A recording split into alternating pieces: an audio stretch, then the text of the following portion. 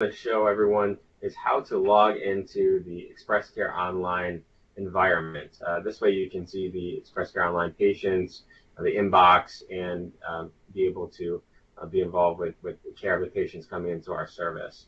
So one of the things you're going to want to do is to log into the Urgent Care Distance Health Department, and then just hit continue. That should bring up this Urgent Care Distance Health group of our patients, and hopefully you'll have a schedule of your own as well. That's the first step that I think everyone should do over in Epic. The second step would be to log into the American Well Express Care Online platform. So we'll provide the link for you, but once you get to this landing page, this is the provider login. You'll want to use the username and password which were provided to you to log in.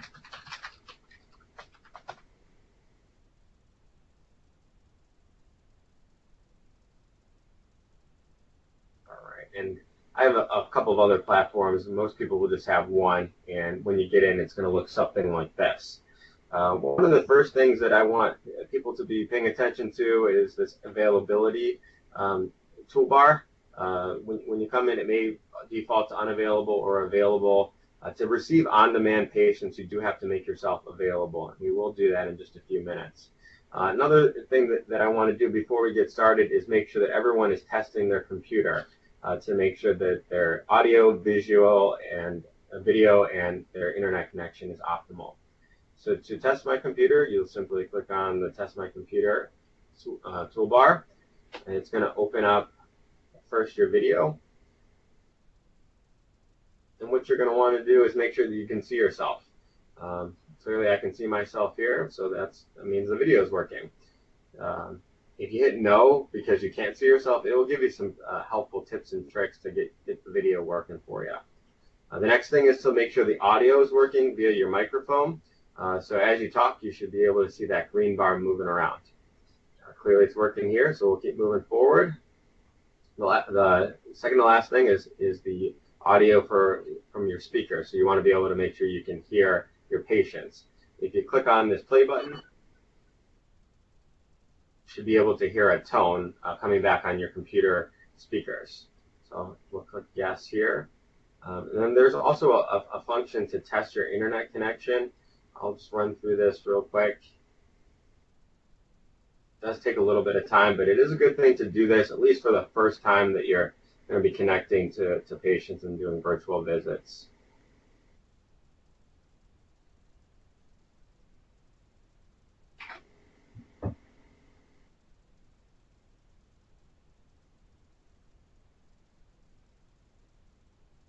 It's just going to run through download and upload, and really we just want to see all high speeds in green.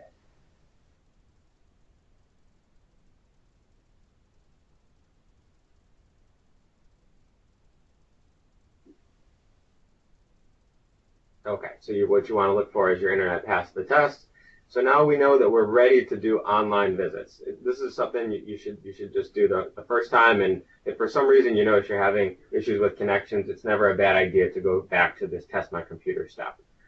So at this point, I think we're ready to see patients. To make that happen on an on-demand in an on-demand setting, we do have to make ourselves available so that patients can see us. I'm going to go ahead and make myself available. And I do have a good friend, colleague, who's volunteered to be our test patient. Hopefully we'll see her pop into our waiting room in just a few minutes here, or a few seconds here.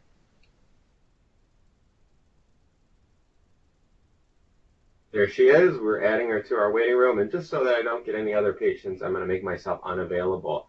By making yourself unavailable, you won't lose the patient that's already come to your waiting room. So I think that's a question a lot of people have. It's okay, you're not going to lose the person in your waiting room. So as a patient comes in, you're going to see their name. This is a test or a trained patient, so that's why it looks this way. But you'll see the age, you'll see where they're coming in from, and this is the wait time. Right now it's at 0 minutes. And then you'll also be able to see what kind of device they're using. Looks like using a mobile device. Where it says topics here, a patient has the option of coming in and giving us a little bit of information about why they're coming in for the visit. So they might say something as simple as sore throat or cough, or they might write a pretty long description of what's going on. So as soon as that patient's in your waiting room, you can click review. So this is just going to give us that same topic. It's going to give us a little bit more information, like for instance, the pharmacy the patient wants to use. It may even give their insurance information. And then there's a few other things that patients can send us, and this is where we might see them. For instance, if a patient has a rash or like a cut, something along those lines, they may decide to take a picture, and that picture will come in as an attachment where you can review here. It's a good way to just go through and make sure that the patient is showing us everything that we need to know before we start the visit. You can also see some of the other visits the patients may have had on our platform. Now, if for some reason the patient comes in and this is a patient that you're not comfortable seeing or you can't see, for instance, if you're an adult-only provider and the patient is under the age of 18, you may just choose to decline the patient. So if you're going to decline the patient, you'll want to hit that decline button. And what we usually do instead of just declining a patient is transfer them to another provider that can take care of them. So when you hit this decline, you want to go into the decline and transfer option. And you can either choose the first available provider, or you can show all and look at all the other providers that are available, and then click on one of those providers and hit OK, which will take that patient out of your waiting room and into the waiting room of the provider that you selected. And if you want to make a note to the provider that you're transferring and kind of explain why you're moving the patient, you're able to using this notes to the provider. But since we're going to see Abby, I'm not going to transfer her. I'm going to get ready to get connected to her. So that's how a patient's going to look as they check in on the platform or the American Well side. Let's see if everything worked properly, and what should happen is the patient should integrate into my Epic schedule. Let's see here. Okay, and there she is. So just gonna edit that part. So actually, Abby's trained patient came in right here automatically, which is a really nice thing. So the patient's pulled already automatically into your Epic schedule. So the next thing I'm going to do is go ahead and click on Abby in Epic and make sure that we're all ready for her to pop on up, and so we can do our charting and our usual work. So now I think we're ready to connect. I'm going to hit the Connect Now button. We're going to hit Launch.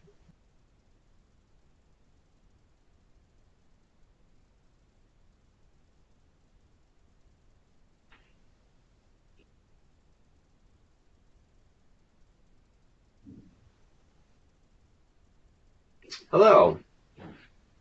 How's it going? How can I help you tonight?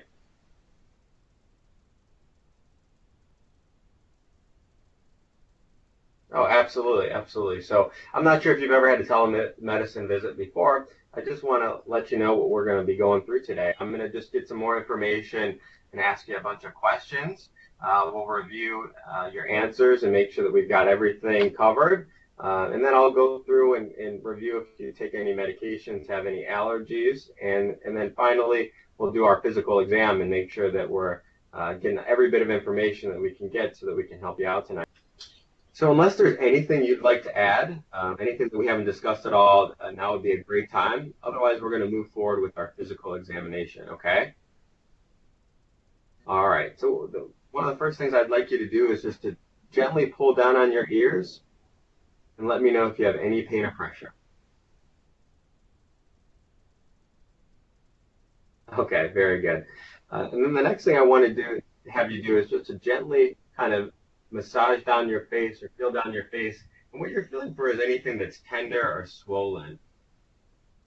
And I can help you out. I know this is a little new for you probably, so if you have any questions as you're doing this, please let me know. But basically anything that feels a little bit larger than it usually does, or anything that hurts you. Okay, thanks so much.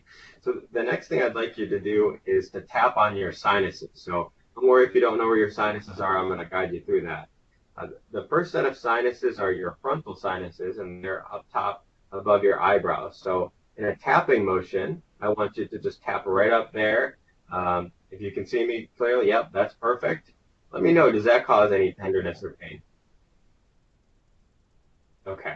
And then the next set of sinuses I'd like you to push down on are below your eyes, kind of right adjacent to your nose. So yeah, you might have to take those eyeglasses off. Perfect.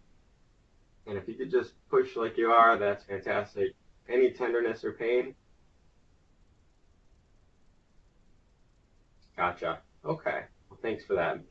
The next thing I want you to do is simply just to take some real big deep breaths. Yeah, give me about 3 or 4 where you're giving me really big deep breaths in and out.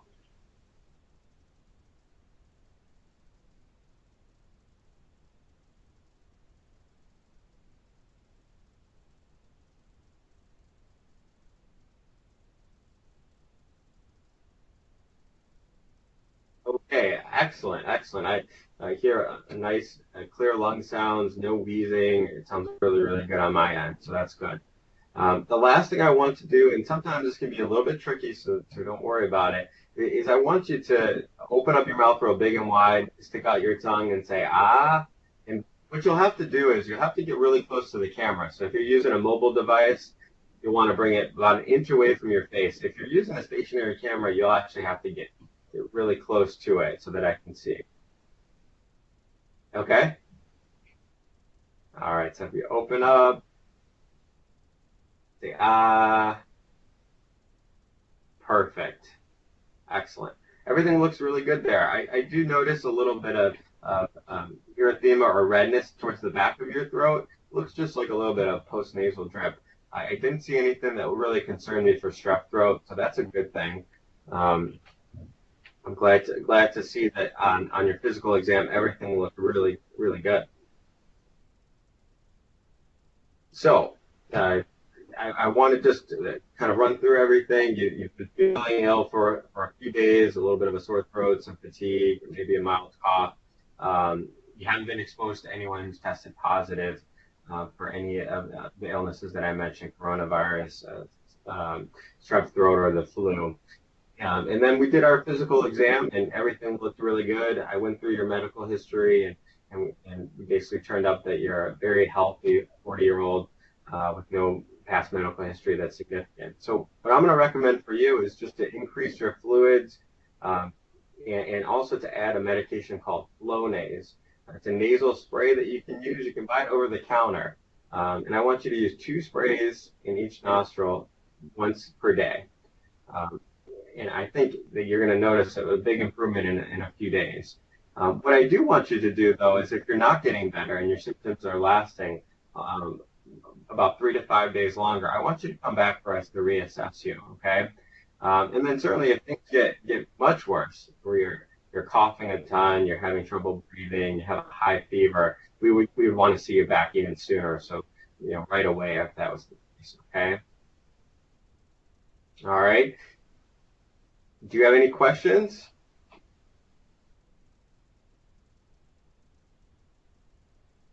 Awesome, awesome. Well, if there's no more questions, we'll end today's visit. And very nice to meet you. I hope you have a good night, and I hope you feel better.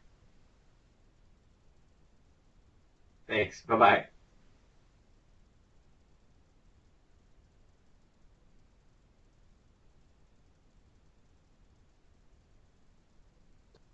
Okay, so we ended our visit with Abby, and there's a few more steps, especially with billing, documentation, and then there's a few steps that we have to do as well on um, the the Express Care Online platform and the American Well platform. So we can acknowledge that our visit ended, and that should bring up something called the wrap up. We'll come back to that in just a few seconds. But essentially what we want to do is go through the documentation. I tend to try to be interactive with the patient as much as possible, especially during the physical exam, and leave the charting towards to be completed after you see the patient. Just makes for a better experience.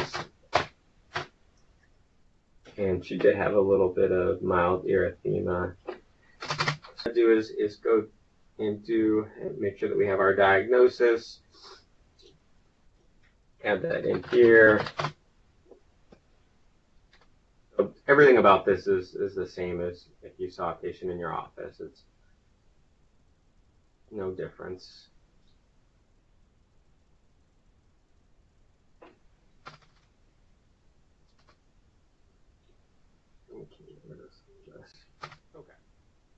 And then as far as billing goes, since Abby is clearly an established patient within the clinic and has been seen within 3 years, we're going to give her established level 3 classification. So what's important is, since this was an on-demand visit, is to go to on-demand. And like I said, since she's established, we're going to use the established charge capture at level 3. We'll accept the charges.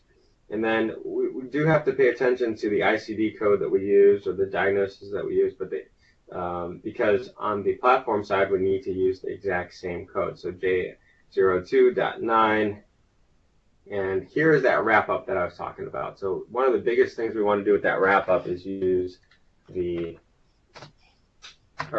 input the diagnosis. We have to do that before we can submit this wrap-up. Now, for some reason, we had a really poor connection. We couldn't do the visit. Abby was coming in for something that we just had to turn away immediately, and we couldn't do the visit. We do have the option here to waive all visit charges. That really should only be reserved if the visit was not completed, the connection was not done.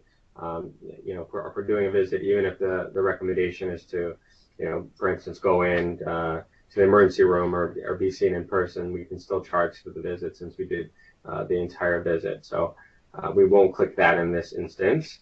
Another helpful thing in the wrap-up, just in case you were prescribing something, we do have Abby's pharmacy, and I would have ran through that with her if I was going to prescribe something. But this is a good reminder, because this is something that the patient would have self-inputted, the pharmacy that they'd like to use. So we've got that here. And then really the only other thing that I find useful in the wrap-up is if we're going to give a patient a sick slip. So let's say the patient says, hey, I need to show my boss that I was seen today. Can you write a little excuse, work excuse for me? This is a good place to do it. You can put for injury or illness, and then you can just free text in something like, I saw patient Abby, date of birth 1/1/1980, and basically tell them, brief interaction of what you did and when the patient can be excused or return to work. From there, you'll just hit add, and it will show up as sick slip added, and then you'll hit done. When you submit this wrap-up, that sick slip will automatically be sent to the patient. So we've got our diagnosis, we've got our sick slip in this example. We're not waiving the fee, so we're completely ready to hit submit wrap-up. Before we do, just one thing that I have to say is once you hit submit on the wrap-up on the platform side, this does go away and we can't get back to it. So it's very important to make sure you've done the diagnosis or anything else you might need this information for, because you cannot come back once you hit submit wrap-up. All right, so I hit submit wrap-up, and then it'll take you right back to your waiting room. And then as far as signing the encounter, I guess I still have a few things I need to close out. And one thing I didn't want to mention as I was seeing Abby, but you do want to say what platform you're using for all intents and purposes. It's going to be Express Care Online, and what state you're seeing the patient in. We'll just skip through some of these things quickly here, so you get the idea, and then we can close the encounter.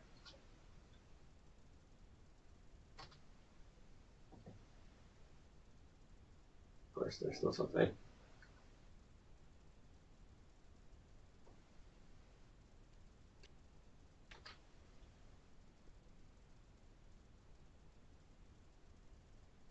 All right, so we've got a sign chart, we've got our wrap-up submitted, and that's pretty much all you need to do to see an on-demand patient online.